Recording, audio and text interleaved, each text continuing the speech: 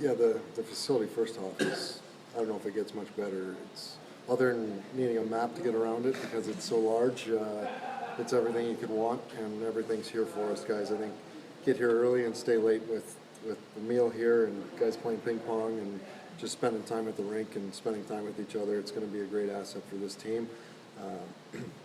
Getting on the ice finally after all the summer's rigmarole, I think it's kind of one of those sighs of reliefs of, okay, we're here, and this is going to be home now, and you know, a couple of the guys goofing around, having fun while you're on the ice, doing what we're going to be doing and what we love to do. It's something.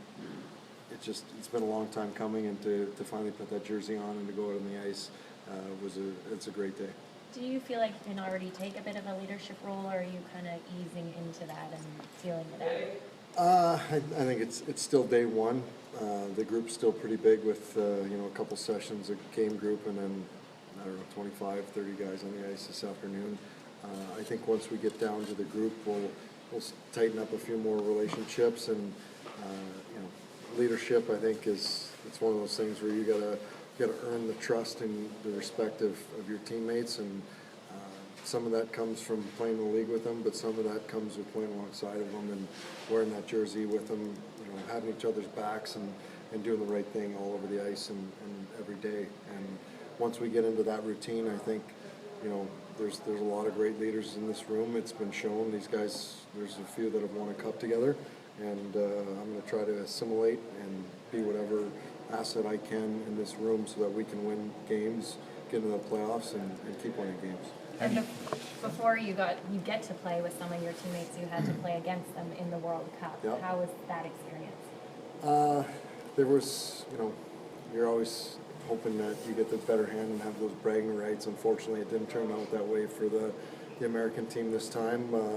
Got to hit Marchand pretty good on the wall. I don't know if anyone saw it. We can maybe roll that clip for him when he gets into town. But you know what? Those guys are playing well with Team Canada, with Marshy and Bergie, and you know what? They're one heck of a tandem, and going to be here together for a long while after the unveiling today of his new deal, and that's a great sign for this organization. I think you see Chara and the way that Team Europe's been able to play well.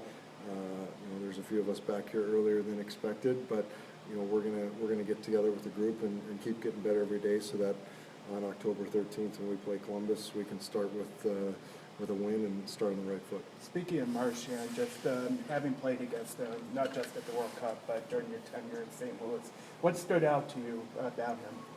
Well, I can affirm everyone else's thoughts that he is a pain in the butt, and I think he takes great pride in that, and that's in my ideas of a teammate. That's a great quality to have.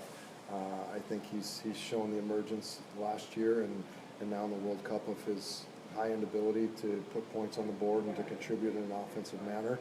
And I think his maturity and being in the league for long enough now, he's finding a great balance of the physical part, the agitating part, and then the skill and being able to contribute with the puck and make great plays and play on a top line sort of role. So obviously a great player, and now going to be part of this organization for a lot longer.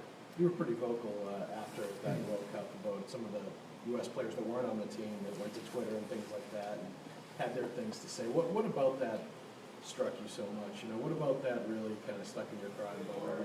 Well, I don't know if I was that vocal. I was one of the guys called upon to go to the rink on a day off after we were eliminated 1-4 to stand up and answer the questions. And rather than defer and plead the fifth, I think it was something that we needed to address. And you know what?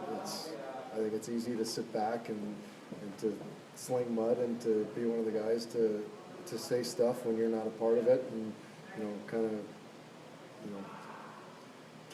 make you feel good about yourself for a second. But I think, if I wasn't selected for the team, if I'm not selected for the Olympic team in 2 years, I'm still American. I'm still wearing that jersey, and I'm going to root for those guys and hope everything goes well. And if it doesn't, I'm going to be crushed as though I was on the team, I think. And that's how I think as a team guy and a guy that's worn that jersey proudly, and how much it means to me.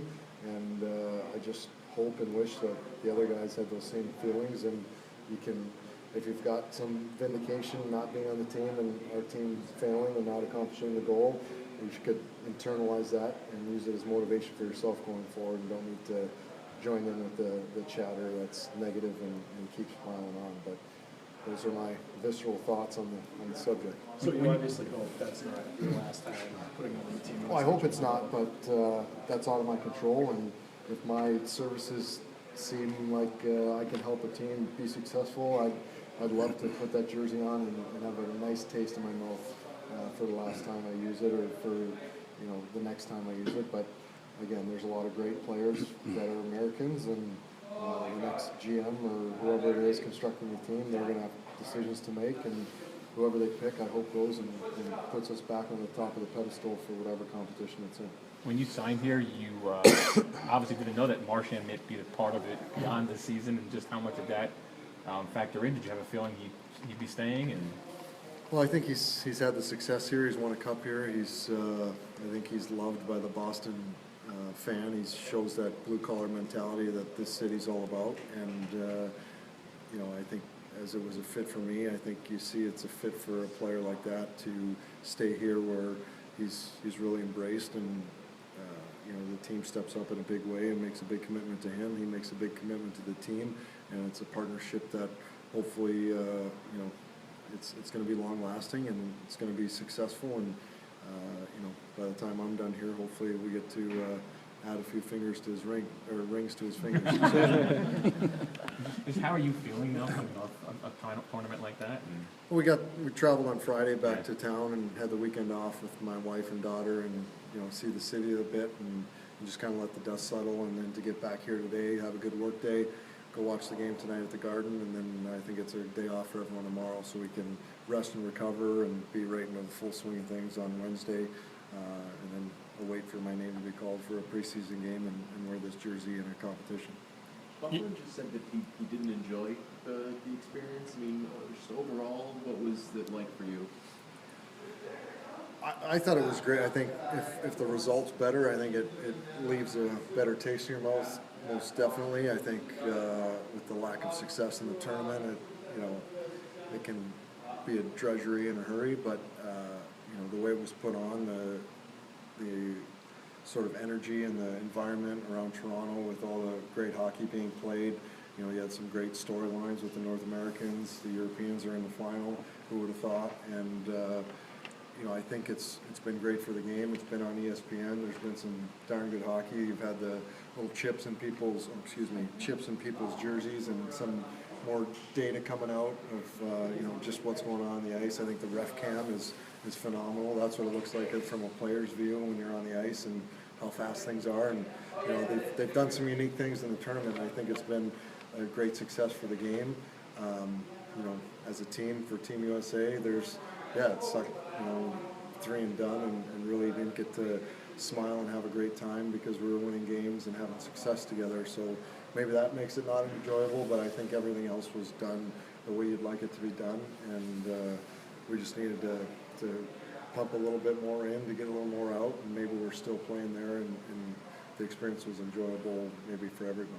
I think going into it, there was a perception that it may have ran a risk of being gimmicky just because of Team North America, Team Europe, and everything. But why do you think it didn't end up being like that? Well, I think you saw the style of hockey that the North Americans were playing. It put on display of the youth and the talent that's up and coming in the league, and that was exciting for everybody. I think the European team, vindicated that they were for real. They're in the finals against the Canadians, and those were maybe the only gimmicky things that were a portion of it. I think it's a great thing that none of those games were decided by a shootout, and it was great hockey. I think there was even the exhibition games, the first 2 games we played against Canada, it was great hockey, and it's not like it was eased into, or it was all-star game where it was fluff and just kind of come watch us screw around for an hour and go home displeased. It was playing for keeps, and I think it was a little surprising to some, but not surprising to others with representing your country and the pride that's on the line and the level that this game's played at. It was great hockey. Your experience, you don't need exhibition games, but do you feel